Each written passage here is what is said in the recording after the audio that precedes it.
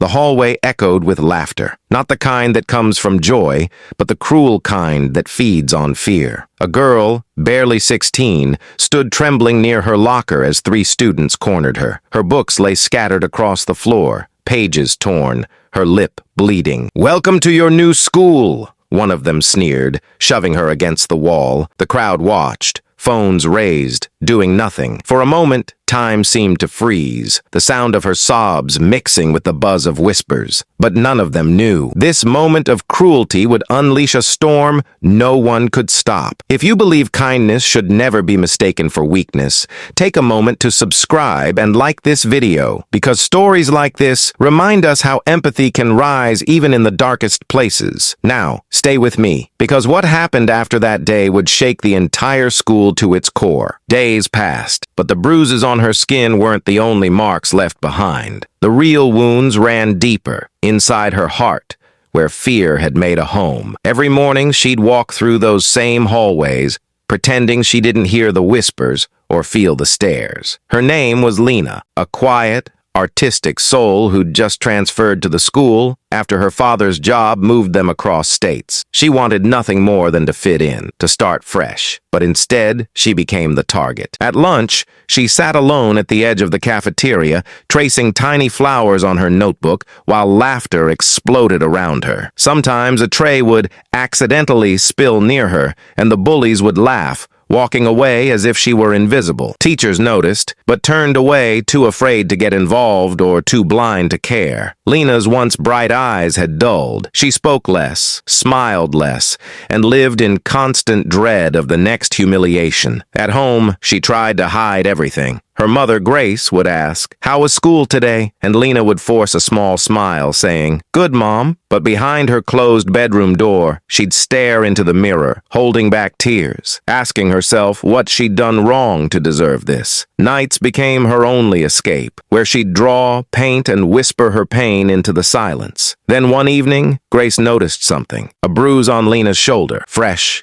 deep, and ugly. When she asked, Lena flinched, whispering, "It's nothing, Mom, just an accident." But Grace knew. A mother's heart always knows. And from that moment, something inside her shifted, the gentle warmth in her eyes turning into a quiet fire. Because Grace had seen many things in life, pain, injustice, and cruelty, but nothing prepared her for what she was about to uncover. Grace didn't storm into the school right away. Instead, she spent the night sitting by Lena's bed, watching her daughter sleep, memorizing every shadow of pain on her face. She realized that this wasn't just about bruises. It was about the silence that schools, students, and even adults choose when kindness costs courage. The next morning, Grace packed Lena's lunch herself, kissed her forehead, and told her, "Go to school, sweetheart, just for today. Trust me." There was calmness in her voice, but behind it lay something unshakable, the kind of calm before a storm that changes everything. When Grace arrived at the school later that morning,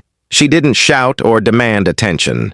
She walked in quietly, carrying a small folder and a flash drive.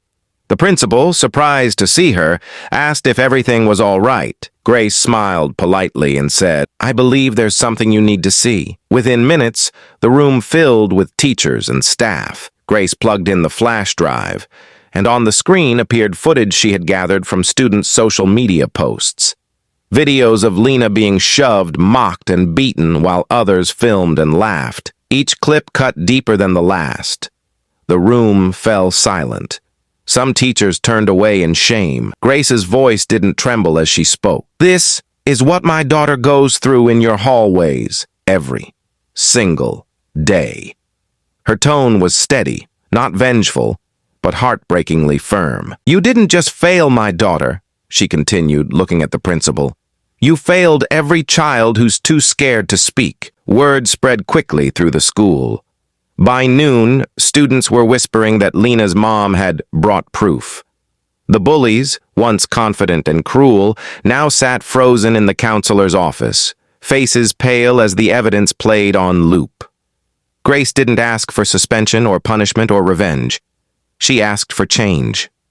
"I don't want those kids destroyed," she told the board later that day. "I want them to understand what they've done. I want this school to start teaching empathy. Not just math and science."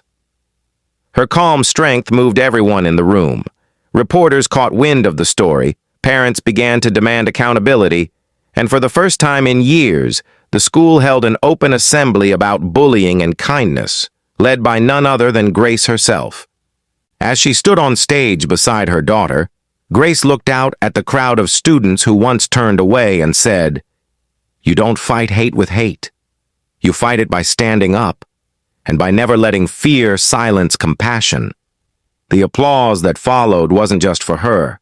It was for every voice that had ever been silenced. Weeks later, the school felt different. Posters about kindness, empathy, and courage lined the walls. Teachers started listening more, students began speaking up, and the same halls that once echoed with cruelty now carried softer voices, ones that asked, "Are you okay?" instead of, "What's wrong with you?" Lena was healing, slowly but truly. She had started therapy, made a few friends who admired her quiet strength, and for the first time in months, she laughed again. Her drawings, once dark and tear-stained, now bloomed with color and hope. Grace often found her sitting by the window after school, sketching butterflies, saying softly, "They remind me of change." The bullies were required to attend counseling and community service. They cleaned classrooms, volunteered at shelters, and listened to talks on emotional awareness. At first, they rolled their eyes. But over time, something shifted. Seeing others struggle, they began to feel what they had once ignored. One of them even approached Lena months later and whispered, "I'm sorry." It wasn't much, but it was real. During the school's Kindness Week, Grace was invited back as a guest speaker. Standing beside Lena, she looked at the audience and said, "Justice isn't about punishment. It's about awakening hearts. My daughter taught me that strength isn't loud or cruel. It's quiet, it's kind, and it changes everything." The crowd rose to their feet, clapping not out of sympathy but out of respect. For a mother who turned pain into purpose, and a girl who reminded them that even in a broken world, compassion can rebuild anything. As the video fades, Lena's final words echo softly. "Kindness doesn't make you weak. It makes you unstoppable."